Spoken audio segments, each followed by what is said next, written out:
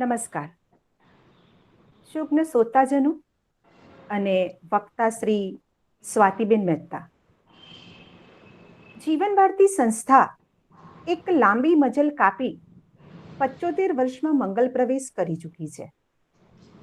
એ અમૃત વર્ષની ઉજવણીના ભાગરૂપ પ્રશિષ્ટ સાહિત્ય કૃતિ રસાસ્વાદન શ્રેણીના મણકો 32માં હું આપ સર્વે ભાવક મિત્રો તેમજ વક્તા શ્રી સ્વાતિબેન મહેતાનું હાર્દિક સ્વાગત કરું છું, આમંત્રું છું. ભાવક મિત્રોને નમ્ર વિનંતી કે કૃતિના રસાસ્વાદન દરમિયાન એ પોતાનો માઇક કે કેમેરા ઓન કરશે નહીં, નહીતર કૃતિના રસાસ્વાદમાં વિક્ષેપ પડશે. કેળવણીનો મુખ્ય હેતુ માત્ર ભણી ગણીને સારી આવક ઊભી કરવાનો અને પ્રતિષ્ઠા પ્રાપ્ત કરવાનો જ નહીં, પણ જીવન નિર્વાહના કૌશલ્યોની સાથે સાથે માનવીય મૂલ્યોનું સંવર્ધન કરવાનો હોય છે. વ્યક્તિના મૂલ્ય ઘડતર માટે આમ 4 સંસ્થા મહત્વની છે. પહેલી ઘર, બીજી શાળા, ત્રીજું સમાજ અને ચોથું રાષ્ટ્ર. શિક્ષક એ સમાજનો ઘડવૈયો છે, સંસ્કૃતિનો વાહક પણ છે અને શિક્ષક જ સામાજિક પરિવર્તનનો પરિવ્રાજક પણ છે. આજનો વિદ્યાર્થી આવતીકાલનો મૂલ્યનિષ્ઠ નાગરિક બને એ ભગીરથ કાર્ય જીવન ભારતી સંસ્થા તેમના શિક્ષકોના માધ્યમે કરી રહી છે અને તેની જ એક ઝાંખી છે આ પ્રશિષ્ટ કૃતિ સાહિત્ય કૃતિ રસાસ્વાદન શ્રેણી. તો આજના મણકામાં આપણી સાથે ઉપસ્થિત છે ડૉક્ટર સ્વાતિબેન મહેતા, જેઓ આપણને બોયઝ ટાઉન નામની મૂળ કૃતિ, જેના સર્જક છે ફુલટન ઓસ્લર અને વિલ ઓસ્લર, એનું અનુવાદ થયેલું પુસ્તક ઊંડા અંધારેથી, અનુવાદક છે પ્રોફેસર કુંજ બિહારી મહેતા. તો ઊંડા અંધારેથી કૃતિનો રસાસ્વાદ કરાવવાના છે. એ પહેલા હું આપ સર્વેને ડૉક્ટર સ્વાતિબેન મહેતાનો પરિચય આપી દઉં. ડૉક્ટર સ્વાતિબેન મહેતા, જેઓ સર કેપી કોલેજ ઓફ કોમર્સના અંગ્રેજી વિષયના નિવૃત્ત અધ્યાપિકા છે. હાલ શિશુ સહાય ટ્રસ્ટ સુરતના માનદ મંત્રી છે. સ્વાતિબેને પોતાનું કોલેજનું શિક્ષણ એમટીબી આર્ટ્સ કોલેજમાંથી જ લીધું અને એ જ કોલેજમાં સેવા આપવાનો સૌભાગ્ય પણ એમને પ્રાપ્ત થયું. મરાઠીના લોકપ્રિય લેખિકા ડૉક્ટર વિદ્યાવાડ દ્વારા લખાયેલી 28 ટૂંકી વાર્તા ગપ્પા ગોષ્ઠીનો ગુજરાતી અનુવાદ સ્વાતિબેને કર્યો છે, જેનું લોકાર્પણ શુભ સાહિત્ય દ્વારા ડૉક્ટર મધુકર પાડવી સાહેબના હસ્તે કરવામાં આવ્યું હતું. સ્વાતિબેનના વાર્તા સંગ્રહ જાગૃત છાયા અને વળાંકમાંની 2 વાર્તાઓ સમય નામે સંઘર્ષ અને દર્શનની ભાળ યામિનીબેન વ્યાસ દ્વારા એકોક્તિ દ્વારા રજૂ કરવામાં આવી હતી. ખૂબ જ મિલનસાર વ્યક્તિત્વ ધરાવતા લેખિકા ડૉક્ટર સ્વાતિબેન મહેતા આપણી સમક્ષ આજે જે કૃતિનો રસાસ્વાદ કરાવવાના છે અને એ જે કૃતિમાં જે સંસ્થાનો ઉલ્લેખ છે એ વંચિત બાળકોની સંસ્થા અને જોગાનું જોગ આજના દિવસે એને 103 વર્ષ પૂરા થાય છે. તો 12મી તારીખે 12મી ડિસેમ્બર અને આજનો એ દિવસ આપણને એ સંસ્થા વિશે સંભળાવવા માટે સ્વાતિબેન આપણી સાથે ઉપસ્થિત છે. તો હું સ્વાતિબેનને નમ્ર અનુરોધ કરું છું કે આપ કૃતિનો રસાસ્વાદ કરાવો. સ્વાતિબેન. સ્લાઇડ.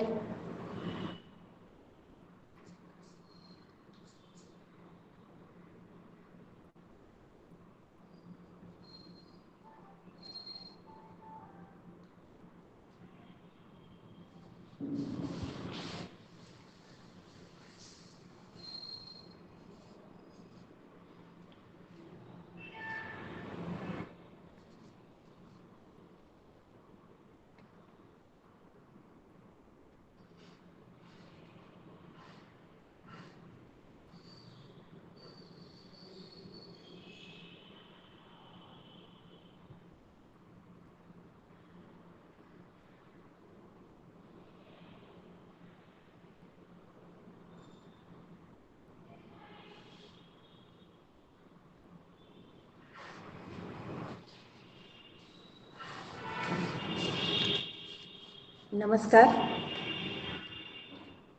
જીવન ભારતી સંચાલક મંડળ અને જીવન ભારતી શાળાના 75મા વર્ષના અમૃત મહોત્સવ પ્રસંગે આજના પુસ્તક પરિચયના કાર્યક્રમમાં મને આમંત્રણ આપવા બદલ હું જીવન ભારતી સંચાલક મંડળ, જીવન ભારતી શિક્ષકગણ અને આ આખા કાર્યક્રમનું સંચાલન જે કરી રહ્યા છે એવા શ્રીમતી રશ્મિ જા મિશ્રા, પૂર્વીબેન ચોકસી, સોનલબેન સુરતી અને એમની ટેકનિકલ સ્ટાફનો હું હૃદયપૂર્વક આભાર માનું છું. આજનું આ પુસ્તક આ દિવસે પસંદ કરવાનું એક ખાસ વિશેષ ઔચિત્ય છે અને તે એ કે આજે 12મી ડિસેમ્બર 2020ના દિવસે બરાબર આજથી 103 વર્ષ પહેલાં એક માણસ જે આ પૃથ્વી ઉપર થઈ ગયો હતો તેની કલ્પના પણ આપણે ના કરી શકીએ ને આટલું મોટું કામ એ કરી શકે એવા માણસના જીવનની આ એક કથા છે. આ આખો એ પુસ્તક સુરતની ગાંધી સાહિત્ય પ્રકાશને 1957ની અંદર પ્રગટ કર્યું છે, જે અત્યારે હાલમાં મળતું નથી. પણ આ પુસ્તકનો અનુવાદ 1957ની અંદર કુંજવિહારી મહેતાએ કર્યો છે. આ પુસ્તકને મેં કુલ 3 ભાગમાં વહેંચ્યું છે. સૌથી પહેલાં તો આના લેખક જે છે તે એના અનુવાદકે કયા સંજોગોની અંદર આનો અનુવાદ કર્યો તે, અને આ જે ફાધર ફ્લેનેગન્સ બોયઝ ટાઉન જેનો અનુવાદ ઊંડા અંધારેથી કર્યો છે તેની સમગ્ર વાત આપણે કરવાના છીએ. ત્યાર પછી આ પુસ્તકને ઉપરથી જે ફિલ્મ બની છે ધ બોયઝ ટાઉન તેની વાત, અને આ પુસ્તક ઉપરથી જે મ્યુઝિયમ બન્યું છે એની વાત આપણે કરવાના છીએ.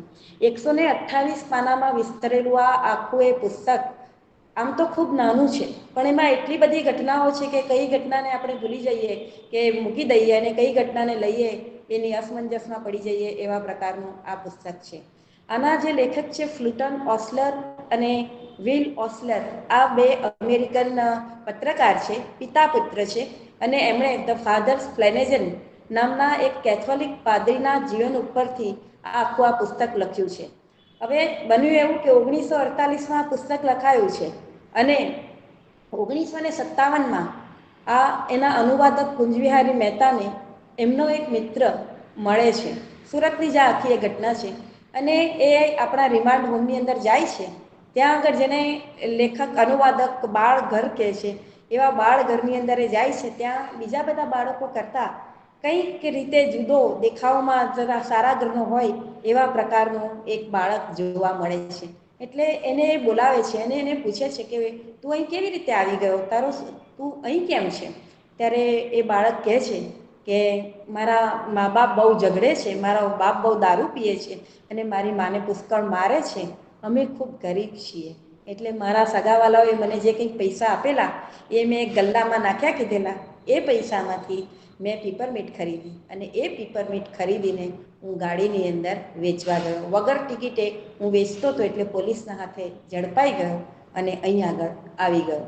અને આ પછી પેલા મુલાકાતીએ આ બાળકને કોઈક રીતે છોડાવવાનો પ્રયત્ન કર્યો હશે એવું આપણે માનીએ છીએ. નથી, પણ આ બનાવ ઊંડા અંધારેથી નામનો 1957. હવે આ જે પુસ્તક છે કેથોલિક પાદરી એડવર્ડ જ્હોન ફ્લેનેગનના જીવનની કથા છે. આ એડવર્ડ જ્હોન ફ્લેનેગન એ આયર્લેન્ડના રોસ્કોમન ગામની અંદર એક નાની અમસ્તી કાઉન્ટી છે જેનું નામ લિબેક છે. એ લિબેકમાં 13મી જુલાઈ 1886ના દિવસે જન્મે છે. એનું નામ પડે છે એડવર્ડ, પણ કુટુંબમાં બધા માણસો એને, મા બાપ ભાઈ બહેનો બધા એને એડી તરીકે ઓળખે છે. આ એડી એ કુટુંબનું 8મું બાળક છે. કુટુંબમાં 14 બાળકો છે, 14 સભ્યો છે. આ 14 સભ્યોની અંદર 7 બહેનો છે અને 4 છોકરા, 4 ભાઈઓ છે. તેમાં આનો 8મો નંબર છે. માતાનું નામ છે નોરા, પિતાનું નામ છે જ્હોન અને એક ડાક્ટર છે. દાદા છે અને તે ડૉક્ટર છે. દાદા ઢોરોના ડાક્ટર છે અને પિતા એ લિબેગના જમીનદારના વહીવટદાર છે. આ બાળક નાનું હતું ત્યારથી દેખાવમાં તો ખૂબ હેન્ડસમ છે, ભૂરી આંખવાળો, 6 ફૂટ ઊંચો એવો આ બાળક તબિયતથી થોડો રાખ છે. એને નાનપણથી જ વાયની એટલે એપિલેપ્સીની બીમારી છે અને માંદો રહે છે, શરદી થાય છે, ખાંસી થાય છે. આવું આ બાળક ધીમે ધીમે મોટું થતું જાય છે. દાદાની જોડે ખેતરોની અંદર જાય છે ત્યારે પોતાના બગલની અંદર ડિકન્સની અને સ્કોટના પુસ્તકો, વાર્તાઓ એ લેતો જાય અને જ્યારે સમય મળે ત્યારે એ વાર્તાઓ વાંચે. બાકીના સમયની અંદર એનો એક ભાઈ છે પેટ્રિકની સાથે પેટ્રિક એને સરસ સરસ વાતો કરી. પેટ્રિકે એને 3 ભાષા, લેટિન, ફ્રેન્ચ અને જર્મન, 3 ભાષા સાથે શીખવેલી. હવે આ એટલું બધું બહોળું કુટુંબ છે કે કુટુંબના, સંયુક્ત કુટુંબમાં જો કોઈ બાળક ઉછરે તો એ ઉછેરનો કેટલો મોટો પ્રભાવ એના જીવન ઘડતર પર અને એના વ્યક્તિત્વ ઉપર પડે છે. જ્યારે આજે વિભક્ત કુટુંબમાં આપણે જોઈએ છીએ ત્યારે સંયુક્ત કુટુંબનું મહત્ત્વ પણ આપણે આ પુસ્તકની અંદર બિટવીન ધ લાઇન્સ જોઈ શકીએ છીએ. આવું આ બાળક ધીમે ધીમે મોટું થતું જાય છે અને એ જ્યારે નાનો હોય છે, જ્યાં એ જન્મ્યો છે લિબેક હાઉસમાં, ત્યાં આગળ પગથિયા ઉપર એ રોજ બેસી રહેતો. લિબેક હાઉસ, સ્લાઇડ સેકન્ડ, નેક્સ્ટ. આ ઘરની અંદર પગથિયા ઉપર એ બેસતો અને એ વિષાદપૂર્ણ, શાંત સ્વભાવનો, ખૂબ સંવેદનશીલ બાળક છે અને દૂર દૂર દેખાતા લીલાછમ ખેતરો અને લીલીછમ ટેકરીઓને એ જોયા કરતો. આ ધીમે ધીમે મોટો થતો જાય છે. કેથોલિક છે એટલે એ પોતાની માતાની સાથે રવિવારના દિવસે એક વખત સમૂહ પ્રાર્થનામાં ચર્ચમાં જાય છે. આ લિબેકથી જ્યાં આગળ ચર્ચમાં જવાનું છે, રોસ્કોમન્ડ નામનું ગામ છે. આ લિબેક એટલું બધું નાનું છે કે ત્યાં કશું મળતું નથી, એટલે બધાએ જ રોસ્કોમન્ડ જવું પડે. સંક નદીના નદીની ઉપર એક લાકડાનો પુલ છે, એકાંત વાતાવરણ હોય છે અને એ પુલ ક્રોસ કરીને એ લોકો ચર્ચમાં જાય છે. ત્યાં એક વૃદ્ધ પાદરી આ લોકોને મળે છે અને આ ભૂરી આંખવાળા શાંત બેસી રહેલા છોકરાને જ્યારે જુએ છે ત્યારે પેલો પાદરી નોરાને એની માતાને પૂછે છે કે આ કોણ છે? તો એ કહે છે કે આ તો એડી છે, મારો દીકરો છે. એટલે એડીને પોતાની પાસે બોલાવે છે, એના માથા ઉપર હાથ ફેરવે છે અને એને કહે છે કે આ બાળક એક દિવસ બહુ મોટો પાદરી થશે. ત્યારે એ બંને જણા આ વાત સાંભળે છે પણ આની ચર્ચા ક્યાંય થતી નથી અને બંને જણા ઘરે આવી રહે છે. આ કુટુંબનું જે વાતાવરણ છે એ ખૂબ સરસ છે, જેનું વારંવાર વર્ણન આખી આ એ પુસ્તકની અંદર આવે છે કે બીજા બધા જે આજુબાજુના ઘરો છે એના પ્રમાણમાં આર્થિક પરિસ્થિતિ આ લોકોની ઘણી બધી સારી છે. ઈંટ અને ચૂનાનું આખું એક દિવાલવાળું, પાકી દિવાલનું મકાન છે અને એની અંદર ભૂરી ચોખ્ખી મીણબત્તીના દીવાવાળી કે ગેસના દીવાથી લટકતી એક ચીમની છે. એક લટકતી કેટલી છે જેમાં ચા બને છે, જેની સુગંધ પ્રસરી રહે છે અને રસોઈની સુગંધ છે. આ એના જ્ઞાનેન્દ્રિયમાં, નાકમાં એટલી બધી તીવ્ર બેઠી છે કે ખૂબ મોટી ઉંમરે પણ આ સુગંધને સ્પર્શી શકે છે, સૂંઘી શકે છે અને આખા વાતાવરણને એ પામી શકે છે અને આ વાતાવરણ જ એના જીવનનો બહુ મોટો હિસ્સો છે. આવા કુટુંબની અંદર એવું બને છે કે રોજ રાતના પ્રાર્થના થાય. આ પ્રાર્થનાની અંદર બહેનો વાજિંત્રો વગાડે અને આ જે એડી છે એ એડી ગીત ગાય. આમ આ કુટુંબ જીવતું હોય છે, દિવસો પસાર થતા હોય છે અને ધીમે ધીમે કરતાં આ બાળક મોટું થાય છે. લિબેગના ગામની અંદર એનું ભણવાનું પૂરું થાય છે અને લિબેગમાં ગયા પછી હવે એને જવાનું છે આગળ બીજે ભણવા. તે જ સમયે એનો ભાઈ જે પેટ્રિક છે એ પેટ્રિક ડબલિનથી ભણીને આવ્યો છે, એ પાદરી બનીને આવ્યો છે. એટલે બધા એને ફાધર પીએ કહે છે. હવે આને પણ આ બાળક છે એને પણ ભણવા મૂકવાનું છે, એટલે એને ક્યાં મૂકવો? આ કુટુંબ જ્યારે જ્યારે નિર્ણયો લેવાના હોય ત્યારે રાતના ભેગું થાય અને આખા કુટુંબના બધા સભ્યો ચર્ચા કરીને એક કોઈ ચોક્કસ પ્રકારનો નિર્ણય લે. એટલે એક એવો નિર્ણય લેવામાં આવે છે કે જ્યાં આગળ સર આ પેટ્રિક ભણ્યો છે તે જ સમર હિલ સ્કૂલની અંદર આ એડીને ભણવાને માટે મૂકવો. એટલે એડી ભણવાને માટે સમર હિલ સ્કૂલની અંદર જાય છે. એટલે લગભગ આ બાળકની ઉંમર ત્યારે એ 1904ની આજુબાજુનો સમય છે. 14 વર્ષની ઉંમર છે. ખૂબ હોશિયાર છે. એટલે પહેલું, બીજું અને ત્રીજું ધોરણ સાથે કરીને ચોથા ધોરણમાં આ દાખલ થાય છે. ત્યાં જાય છે ત્યારે આ આખી જે વાતાવરણ છે, જે સરકારી જે સ્કૂલો છે તેનું વાતાવરણ ખૂબ આઘાતજનક છે. ત્યાં શારીરિક શિક્ષાઓ થતી હતી, માનસિક શિક્ષાઓ થતી હતી અને બાળકો પણ તોફાની હતા. ખૂબ હૂંફ અને પ્રેમમાં જીવેલું આવું આ નાનો મસ્તો એડી, તેને આ બધું પચાવવું ખૂબ અઘરું પડે છે. અને એના નામ પર ખાસ કોઈ તોફાનો તો લખાતા નથી, પણ એક વખતે સિગરેટ પીતા અને એક વખત સફરજનની ચોરી કરતા એ પકડાતા બચી ગયેલો. જે બાળક પકડાઈ જાય તેને સીધી શિક્ષા પણ કરવામાં આવતી અને ઘરે મોકલી આપવામાં આવતું. એમ કરતાં કરતાં સમર હિલ સ્કૂલના 3 વર્ષ એના પૂરા થાય છે અને 3 વર્ષ પછી ભણીને એ ફરી ઘરે આવે છે, એટલે કે લીબેગ આવે છે. અને લીબેગમાં જ્યારે આવે છે ત્યારે આ પેટ્રિક પણ હોય છે. કુટુંબનું આખું વાતાવરણ 3 વર્ષમાં થોડું બદલાઈ ગયું છે. દાદા મૃત્યુ પામ્યા છે. એક નાનો ભાઈ હતો જે પોતે ગાયક બનવા માગતો હતો, એ પણ મૃત્યુ પામ્યો છે. બહેનોના લગ્ન થઈ ગયા છે. એમાંથી એની એક બેન નેલી, જે ન્યુયોર્કની અંદર છે અને ન્યુયોર્કના જીવનની, ત્યાંના સહેલાણીઓની, મોટા મોટા ઊંચા મકાનોની એ વાત કાયમ કાગળમાં, પત્રોમાં લખ્યા કરતી. એટલે એક છૂપું આકર્ષણ ન્યુયોર્ક જવાનું અને જોવાનું આ એડીના મનની અંદર તો હતું જ. અને તે દિવસે ફરી રાતના કુટુંબના સભ્યોની મિટિંગ થાય છે અને હવે શું કરવાનું? નિશાળનું શિક્ષણ તો એડીનું પૂરું થયું છે, તો એ કહે છે કે મારે તો પાદરી જ બનવું છે. અને એટલા માટે નહીં કે પેટ્રિક પાદરી બન્યો છે, પણ મને પાદરી જ બનવું છે. એનો દ્રઢ નિર્ણય જુએ છે ત્યારે પહેલાં તો એમ થાય છે કે આની આટલી બધી નાજુક અને ખરાબ તબિયતની સાથે આ છોકરો કેવી રીતે પાદરી બનશે? કારણ કે પાદરી બનવાની અંદર તો બહુ બધી મહેનત કરવાની હોય છે અને કામ પણ ઘણું કરવાનું હોય છે, સમય પણ ઘણો આપવાનો હોય છે. પણ આનો દ્રઢ નિર્ણય જોઈને બધા નક્કી કરે છે કે આને પણ પેટ્રિક જ્યાં ભણ્યો છે ત્યાં આગળ ડબલિનની અંદર ભણવાને માટે મોકલવો. પણ તે જ સમયે નેલી પણ આવી છે. નેલી હવે લગ્ન થઈ ગયા છે, પરિણીત સ્ત્રી છે, થોડી મેચ્યોર થઈ છે અને એ કહે છે કે શા માટે આપણે એને ડબલિનમાં મોકલવો જોઈએ કે જ્યાં આગળ પેટ્રિક ભણ્યો છે? અમેરિકા કેમ નહીં? કે ન્યુયોર્કમાં કેમ નહીં? અને એટલા માટે બધા પછી ચર્ચા કરે છે અને એનો પિતા જ્હોન નક્કી કરે છે કે હા, આપણે એને અમેરિકા મોકલશું. અને ત્યાર પછી નેલી તો પોતે અમેરિકા ચાલી જાય છે અને થોડા પેટ્રિકને તે જ સમયે ઓમાહાની અંદર એક નવું મંદિર બનવા, એક ચર્ચ બનવાનું હોય છે અને ચર્ચના માટે એની ત્યાં નિમણૂક થાય છે. એટલે પેટ્રિક પણ ઓમાહા જાય છે. ઓમાહા એ ન્યુયોર્કના, અમેરિકાના મધ્ય ભાગના નેબ્રાસ્કામાં આવેલું એક શહેર છે. એટલે પેટ્રિક પણ અમેરિકા છે, નેલી પણ અમેરિકા છે. પેલા કુટુંબ થોડું નાનું થઈ ગયું છે અને એ જ સમયે આ જે એડી છે એ એડીને પણ ન્યુયોર્ક જવાનું આવે છે.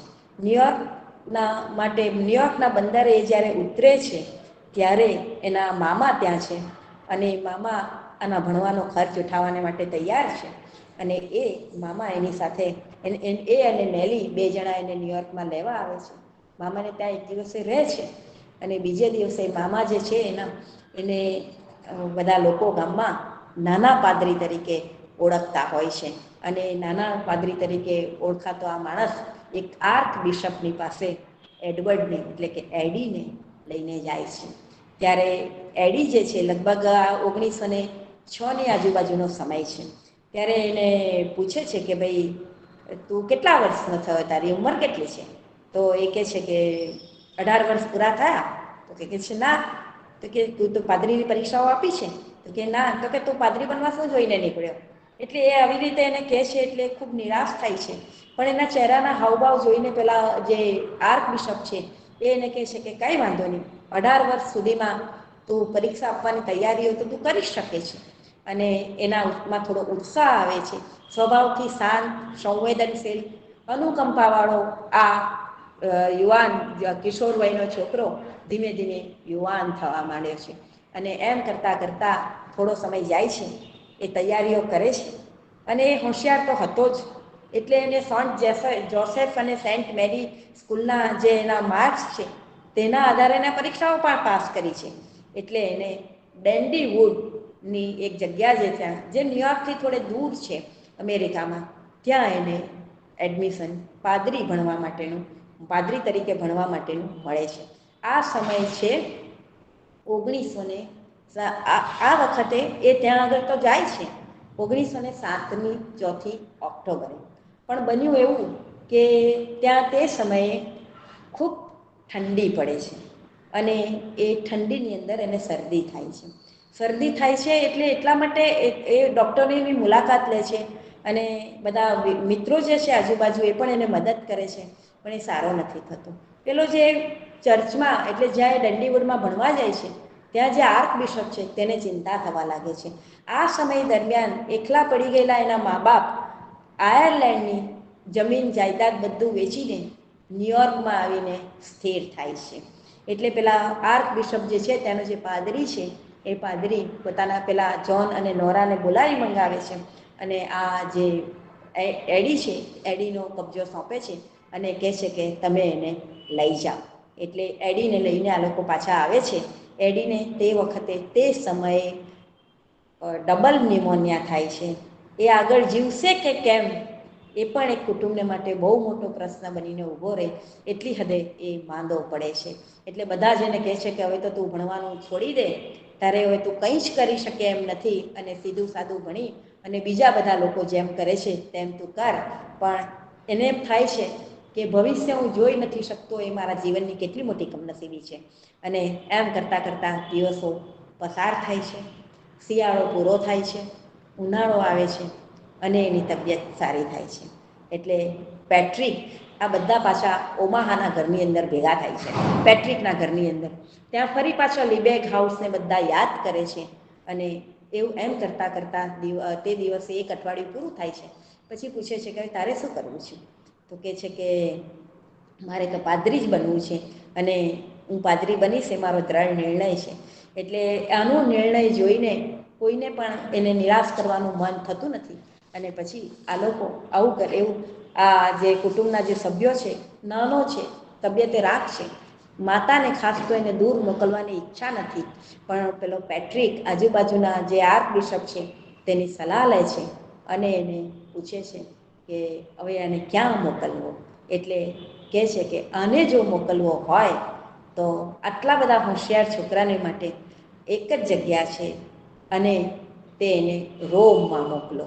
રોમમાં મોકલવો એટલે એ તો જાણે બહુ મોટું રણસીંગું ફૂંકાયું હોય એવી આખી વાત છે. કારણ કે ઇતિહાસની તવારીખનું કોઈ પાનું હોય એવી રીતે દૂર દૂર યુરોપમાંથી એ લોકો છેક અમેરિકા આવીને વસેલા છે.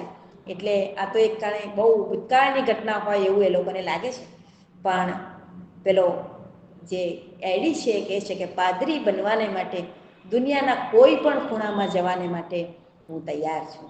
તૈયારીઓ થવા માંડે છે અને આ ન્યુયોર્કના બંદરે એકલો આવે છે, વહાણમાં બેસે છે અને એ યુરોપની અંદર, રોમની અંદર ઉતરે છે. નેક્સ્ટ. આ જે જગ્યાએ એ આવ્યો છે એ જે જગ્યા છે એ ગેગેરિયન યુનિવર્સિટી ઓફ કેપ્રિકોના છે. આપણે જોઈ શકીએ છીએ કે સ્લાઇડમાં કેપ્રિકોના આપણને વંચાય પણ છે. આ કેપ્રિકોના યુનિવર્સિટીની અંદર એ જ્યારે આવ્યો ત્યારે ફરીથી ઓક્ટોબર મહિનો જ છે.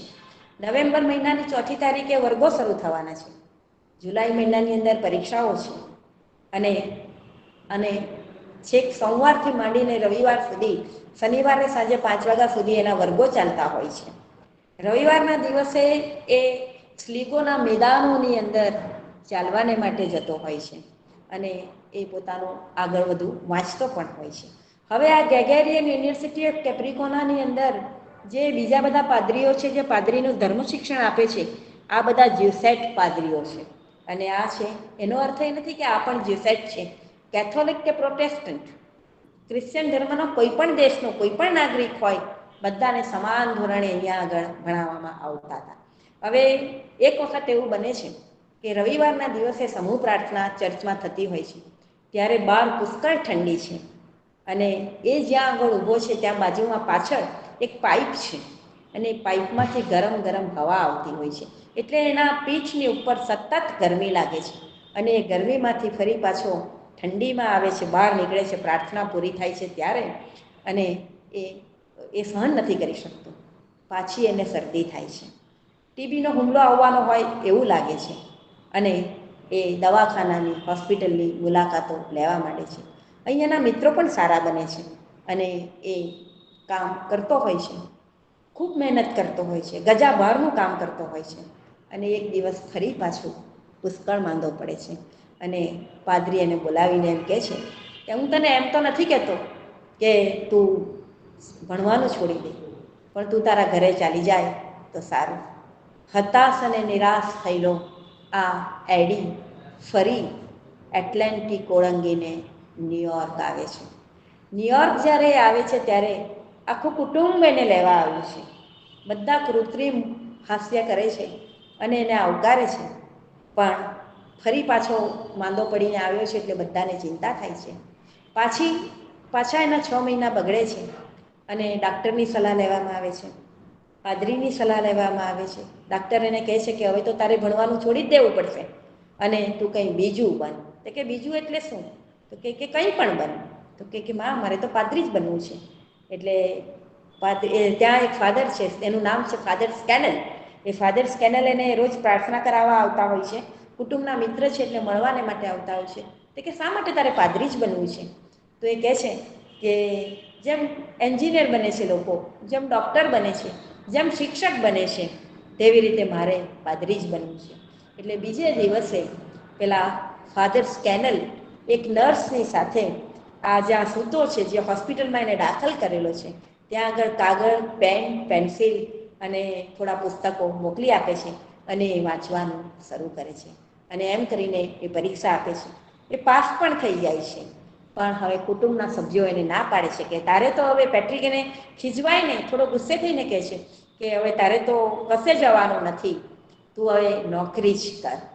એટલે એને લાગે છે કે આ લોકોનો જે મિજાજ છે તે જોઈને હું અત્યારે તો કશું કરી શકીશ નહીં. એટલે થોડો વખત એ શાંત રહે છે અને પછી એ જગ્યાએ નોકરી શોધે છે.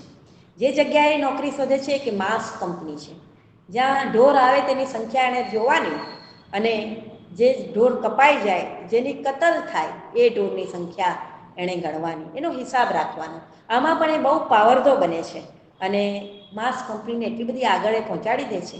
હવે આજુબાજુના જે કર્મચારીઓ છે તેમાં એ રમૂજનું પાત્ર બની જાય છે કે આ કેવો માણસ છે કે પાદરી બનવા નીકળ્યો છે, ગજવામાં એક બાઇબલ રાખે છે અને જ્યાં સુધી એ બાઇબલ વાંચે નહીં ને પ્રાર્થના કરે નહીં ત્યાં સુધી એ હિસાબ કરી શકતો નથી. એવી એક આખી વાત છે. એટલે એક હેન્ડ્સ નામનો એનો મિત્ર છે. એ હેન્ડ્સ એને પૂછે છે કે આ સાચી વાત છે? એટલે હસે છે અને કહે છે કે એ વાત સાચી છે કે તું આયર્લેન્ડના લિબેકથી ન્યૂયોર્ક, ન્યૂયોર્કથી ફરી રોમ અને રોમથી પાછો તું ન્યૂયોર્ક આવ્યો છે, એટલે તું તો માર્કો પોલો છે. એટલે એ હસીને કશો જવાબ આપતો નથી, પણ આ ઘટનાથી એના ફરીથી પેલું પાદરી બનવાનું જે સપનું છે એ ઘૂંટાય છે અને એ કહે છે કે મારે તો પાદરી બનવું જ છે અને આ નોકરી છોડી દઈને પાદરી બનવાની આખી વાત કરે છે. પેટ્રિકને એ લોકો તૈયાર થાય છે અને આને ફરીથી ક્યાં મૂકવો તેનો એ વિચાર કરે છે. એટલે એક આર્ક બિશપ છે, તે આર્ક બિશપ એને કહે છે કે જ્યાં આગળ ઠંડી છે, ભેજવાળું વાતાવરણ છે, ત્યાં એને ફાવતું નથી, તો હવે એને તમે મોકલો ઓસ્ટ્રિયાની અંદર યુનિવર્સિટી ઓફ ઇન્સબ્રુક નેક્સ્ટ. એટલે ફરીથી યુનિવર્સિટી જે આપણે અહીંયા જોઈ શકીએ છીએ, ઓસ્ટ્રિયાની ઇન્સબ્રુક યુનિવર્સિટી જે પાદરીનું શિક્ષણ આપે છે, બહુ મોટી અને ખૂબ સુંદર યુનિવર્સિટી છે આ. ત્યાં આગળ એ ભણવાને જવાને માટે તૈયારીઓ કરે છે. એ 3 વર્ષ ત્યાં આગળ ભણે છે ઇન્સબ્રુકની યુનિવર્સિટીમાં. 1909ની આજુબાજુનો આ સમય છે. એટલે એ જ્યારે પાદરી બનીને આવે છે ત્યારે 1912 જેટલો સમય હશે એ આપણે જોઈ શકીએ છીએ. 3 વર્ષ ભણ્યા પછી એવું થાય છે કે એને પાદરી બને છે. એટલા એના શરીર ઉપર સુગંધિત તેલ લગાવવામાં આવે છે, લેપ કરવામાં આવે છે, એને દીક્ષા આપવામાં આવે છે યુનિવર્સિટી ચર્ચની અંદર. નેક્સ્ટ, જે ચર્ચની અંદર એને દીક્ષા આપવામાં આવે છે એ ચર્ચ આપણે અહીંયા આગળ સ્લાઇડમાં જોઈ શકીએ છીએ. આ ચર્ચમાં એને દીક્ષા આપવામાં આવે છે. તે દિવસે જીવનની આ ધન્ય પડે, બાળપણથી જે સપનું એણે જોયેલું છે તે સપનું જ્યારે એનું પૂરું થાય છે ત્યારે એના કુટુંબનું એક પણ સભ્ય ત્યાં હાજર નથી અને બિલકુલ એકલો છે. અને તે દિવસે પાદરી બન્યા પછી એને નામ મળે છે ફાધર એડવર્ડ, અથવા તો ફાધર ફ્લેનેજનના નામથી એ જગતભરમાં મશહૂર થાય છે. અને આ એના જીવનની તો નહીં પણ આખા જગતની બહુ મોટી ઇતિહાસની ઘટના છે, નોંધનીય ઘટના છે એમ કહીએ તો જરાય ખોટું નથી. ને પછી એવું થાય છે કે યુનિવર્સિટી ચર્ચમાં પાદરી બનીને એ ફરી ન્યુયોર્કના બંદરે ઉતરે છે. અને ન્યુયોર્કના બંદરે એટલાન્ટિક ઓળંગીને એ જ્યારે આવે છે ત્યારે આખું કુટુંબ ઉત્સાહભેર એને આવકારે છે. તે વખતે ત્યાં કોઈના ચહેરા ઉપર પહેલાંના જેવો બનાવટી હાસ્ય નથી, કોઈ ચિંતા નથી. અને જેમ ફાધર પીએ તેમ કુટુંબના સભ્યો એને ફાધર એડવર્ડના નામથી, નેલી એની જે મોટી બેન છે એનો બહુ મોટો પ્રભાવ આ બાળકની ઉપર, આ એડવર્ડની ઉપર છે. અને એડવર્ડ ત્યારે લગભગ 1912નો આ સમય છે. અને એડવર્ડ ત્યાં આગળ આવે છે. ન્યુયોર્કમાં મામાને ત્યાં રહે છે, જે મામાએ એનો ખર્ચો ઉઠાવેલો. એટલે તે દિવસે, બીજે દિવસે એક સમૂહ પ્રાર્થના ન્યુયોર્કના ચર્ચની અંદર કરાવે છે. બીજે દિવસે આખું કુટુંબ ઓમાહા જાય છે અને ઓમાહામાં ભેગું થાય છે. ફરી પાછું પેલું ઘરનું વર્ણન આવે છે કે લીબેક હાઉસ, પેલી ચાની કેટલી, ભૂરા રંગની ચીમની અને આખું વાતાવરણ હસી ખુશીથી દિવસ પસાર થાય છે. 1 અઠવાડિયું પસાર થાય છે. અને પેટ્રિક પૂછે છે કે હવે શું? એટલે એડવર્ડ કહે છે કે મને તો અહીંયા જ કશેક જો મળે નિમણૂક તો અહીં જ મારે કામ કરવું છે. એટલે પેલો પેટ્રિક એને ના પાડે છે કે ના, એવું નહીં, જ્યાં આગળ તને નિમણૂક મળે ત્યાં આગળ તું જા. કારણ કે અનુભવ એ બહુ મોટો શિક્ષક છે. અને અજાણી જગ્યાએ કામ કરીને અજાણ્યા માણસોની વચ્ચે કામ તું કરશે તો તને જીવનનો નવો જ અનુભવ મળશે. અને એક જ અઠવાડિયાની અંદર ઓમાહાથી લગભગ 250 કિલોમીટર દૂર ઓનિલ નામનું એક ગામ છે. તે ગામની અંદર આ એડવર્ડને ફાધર પીએને નિમણૂક મળે છે. અને પછી એવું બને છે કે ઓનિલ એક રબારીઓનું ગામ છે.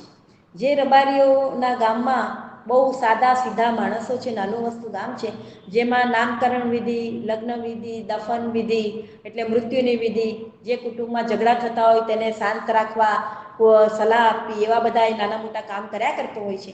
અને આ સિવાય જે એક વધારાનું કામ કરતો હોય છે એ દીન દુખિયા, માંદા, અશક્ત અને વૃદ્ધ માણસોની સેવા. એનું આ જે સ્વભાવનું લક્ષણ છે એ એને જીવનની કોઈ જુદી જ દિશા બતાવે છે. અને પછી એવું થાય છે કે એ કામ કરતો હોય છે ત્યાં જે આર્ક બિશપ જે છે, ત્યાં જે પાદરી છે તે છે ફાધર ડેફી.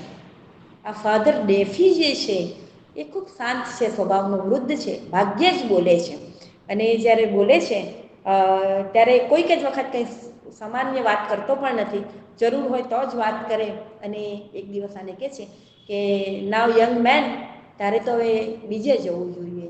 તે કે ના, એવું કશું નથી. તે કે યુવાન માણસને ચાલવાને માટે વધારે જગ્યાની જરૂર હોય છે, જમીનની જરૂર હોય છે, એટલે કે ઉડવાને માટે મોટા આકાશની જરૂર છે.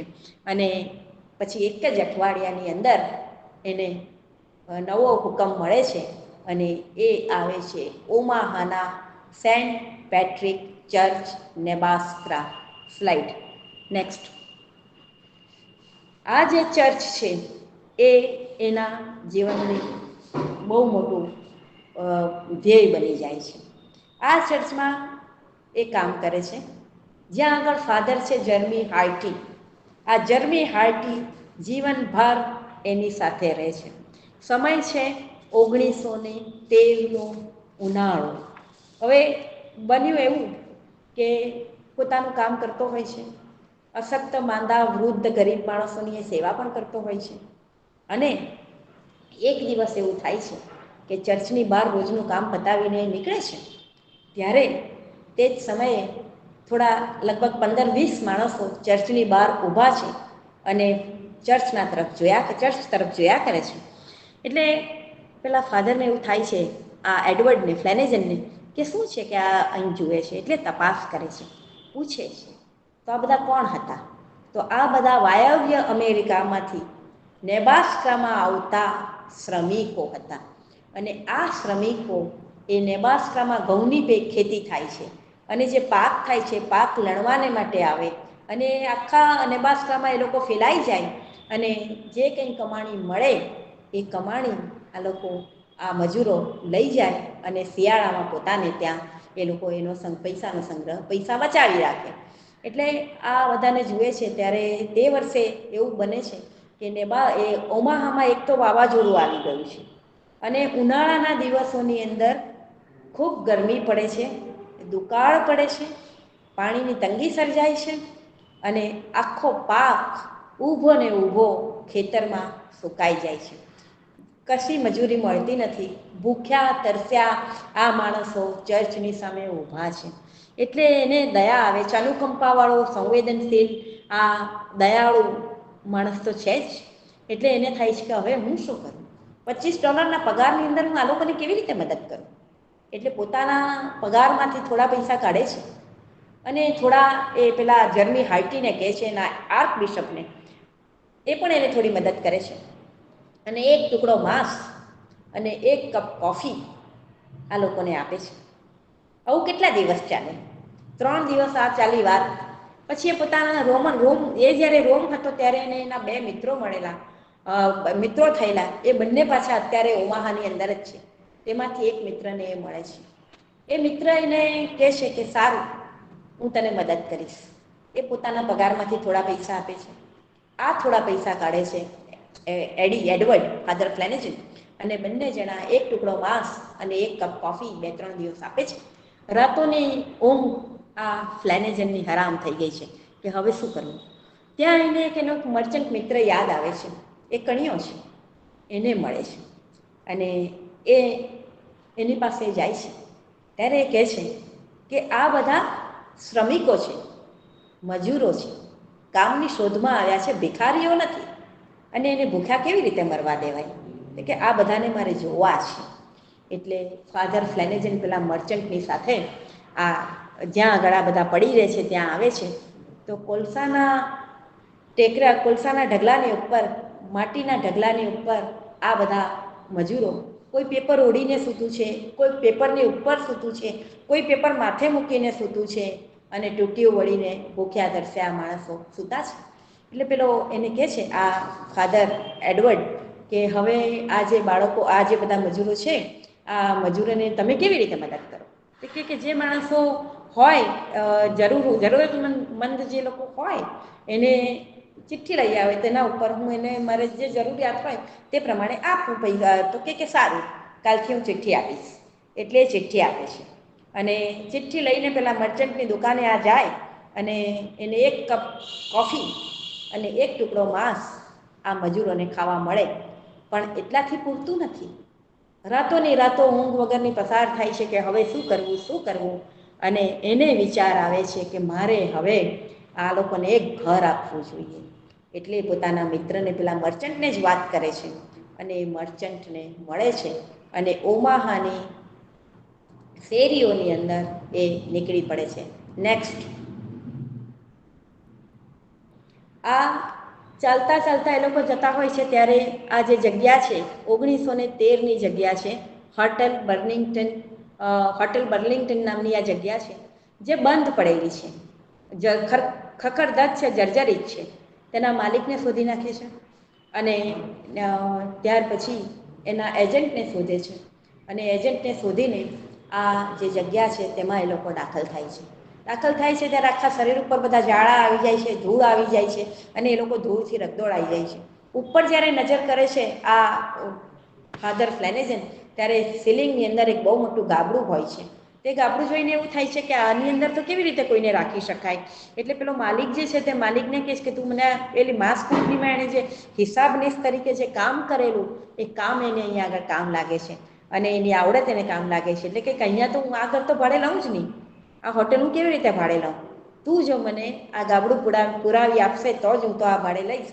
અને આના જે હેતુઓ છે એ ખૂબ સ્પષ્ટ છે અને એટલા માટે પેલા માણસને તો આમ પણ આ બંધ જ પડેલી હતી એટલે માલિક એના થોડા પૈસા ઓછા કરી નાખે છે. ગજવામાં તો ખૂટી પાય નથી, હવે શું કરવું. એટલે એ કહે છે કે હું 1 અઠવાડિયું રહીને તને પૈસા આપીશ અને 1 અઠવાડિયાની મહેનત માગે છે. મિત્રો પાસેથી, લોકો પાસેથી પૈસા ઉછીના લાવે છે, ભાડું આપે છે અને હોટેલ બર્લિંગ્ટનનો કબજો લે છે.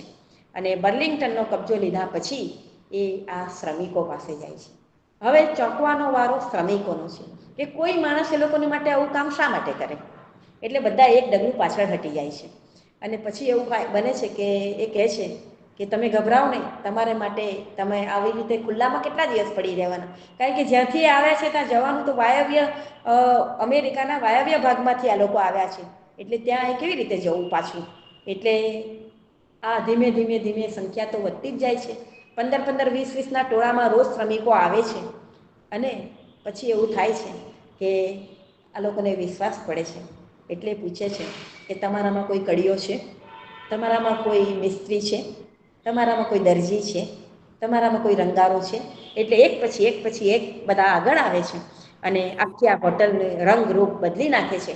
અને આ સમય છે 1913 અને આ જે માણસો છે એ આ હોટેલને નામ આપે છે, શ્રમિકોનું ઘર છે અને એનું નામ છે હોટેલ ડી ગિંક. હવે ડી ગિંક નામની આ જે હોટેલ છે તેની આજુબાજુ રહેવાસીઓ રહે છે એટલે રહેવાસીઓ આનો વિરોધ કરે છે. પાછું અમેરિકાની અંદર એવું પણ છે કે ધંધાદારી સમાજસેવકો પણ હોય છે. તે લોકોને પણ આ વાત ફાવતી નથી કારણ કે આ જે મજૂરો છે, મજૂરો કંઈ બધા શુદ્ધ બુદ્ધિથી કામ કરતા મજૂરો જ નથી.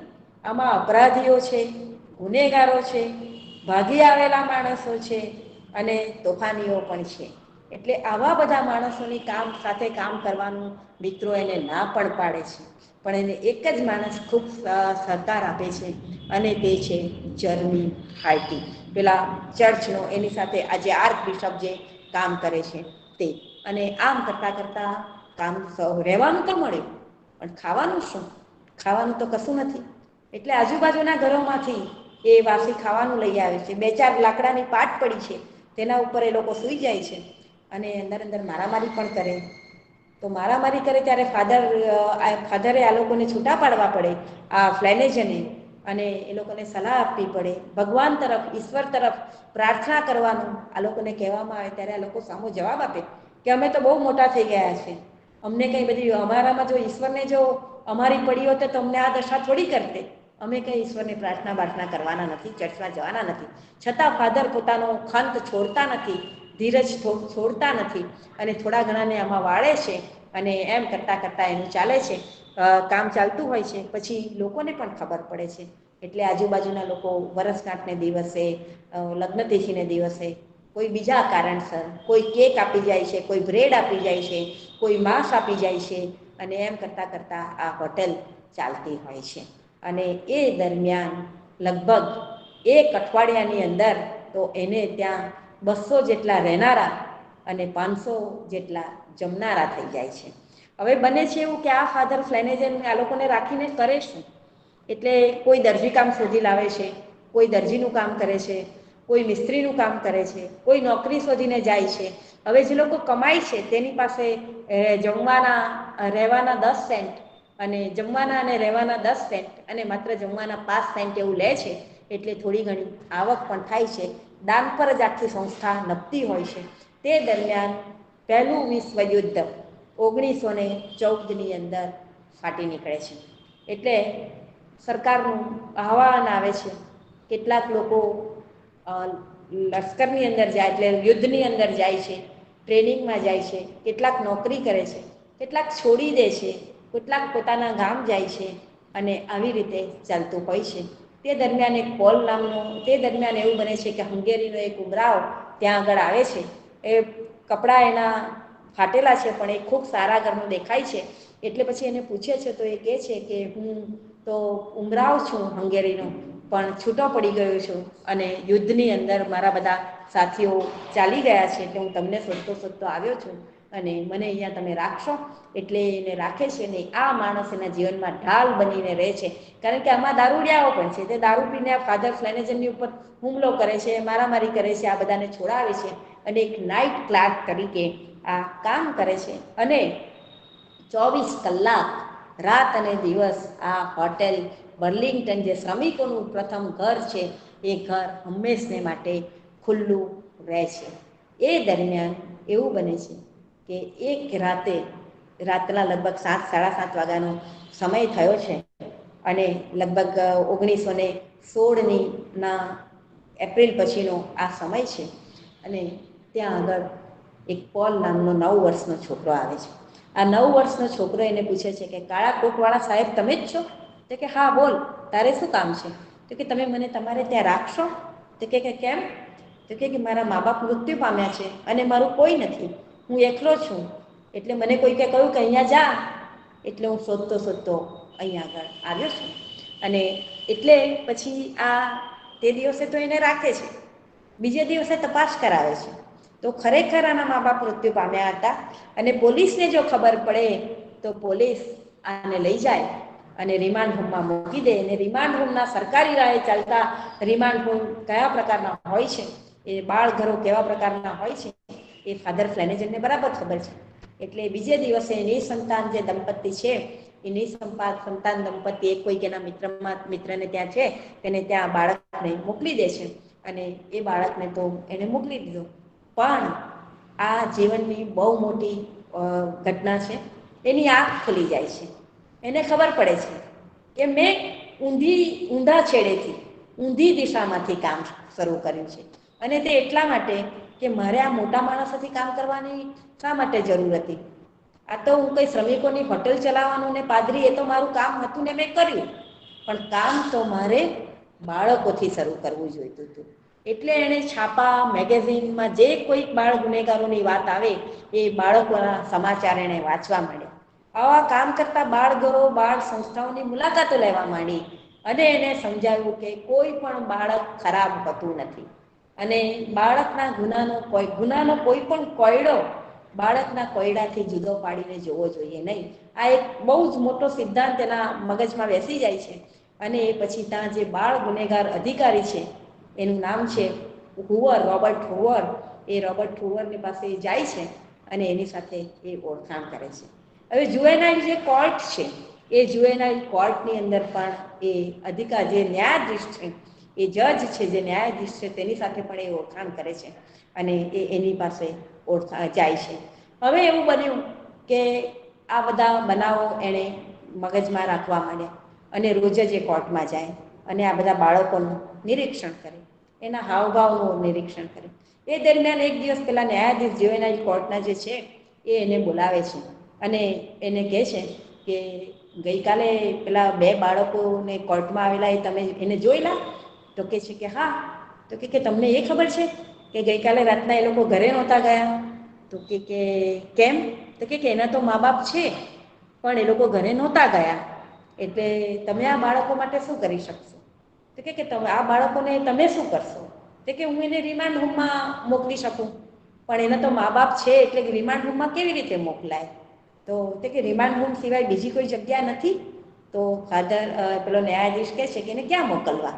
અને પછી એ 2 બાળકો જે કોર્ટની બહાર એક રેતીના ઢગલામાં સૂઈ રહેલા હતા એને બોલાવે છે અને ફાધર ફ્લેનેજન લેમ્પ પોસ્ટ એટલે કે ગેસના દીવાની નીચે રોજ અઠવાડિયાના 3 દિવસ એને સારી સલાહ આપે છે, એને કાઉન્સેલિંગ કરે છે, બાળકોની મનોદશાને સુધારે છે અને ઘરે જતા કરી દે છે. મા બાપ લડતા હોય છે ઝઘડતા હોય છે, મારામારી કરતા હોય છે. એટલે આ બંને ભાઈઓ છે એટલે ઘરે જતા નથી હોતા. આ પહેલો બનાવ છે કે જે બાળકોનું કાઉન્સેલિંગ કરે છે, અને એમ કરતાં એના દિવસો પસાર થતા હોય છે. લગભગ 1500નો સમય છે, અને એક વખત એવું થાય છે કે ઓમાહાની અંદર વંશીય તોફાનો ફાટી નીકળે છે. અને આ વંશીય તોફાનો જ્યારે ફાટી નીકળે છે ત્યારે એમાં લગભગ 7 જેટલા 15થી 16 વર્ષના બાળકો, યુવાનો, લબરમુછિયા યુવાનો પકડાય છે. કોર્ટમાં કેસ ચાલે છે. આજુબાજુના બધા જ લોકો ત્યાં આવીને ઊભા રહ્યા છે, અને બધાને એવું થાય છે કે આ લોકોને તો બરાબર સજા થવી જોઈએ. લોકો ખૂબ ગુસ્સામાં છે, પ્રજા, અને આને બરાબર સજા થાય એવું આ વિચારે છે, લોકોની માંગણી છે. અને તે દરમિયાન જ્યારે આ ન્યાયાધીશ સજા સંભળાવવાની તૈયારીમાં હોય છે, એટલે ફાધર ફ્લેનેજન, જે ત્યાં કોર્ટમાં હાજર હોય છે, જે દૂરથી આ બાળકોના, આ યુવાનોના મનોભાવને જોયા કરતા હોય છે, એ ઊભા થાય છે અને આંગળી ઊંચી કરે છે, હાથ ઊંચો કરે છે, અને કહે છે કે તમારે કંઈક કહેવું છે? તો કે હા. તો કે શું? તો કે આ બાળકોને, આ યુવાનોનો હું જામીન બની શકું? એટલે કોર્ટમાં ખૂબ ઓહાપો થાય છે, અને બધા ના પાડે છે, લોકો વિરોધ કરે છે, અને ન્યાયાધીશને માટે આ કપરી પરિસ્થિતિ છે.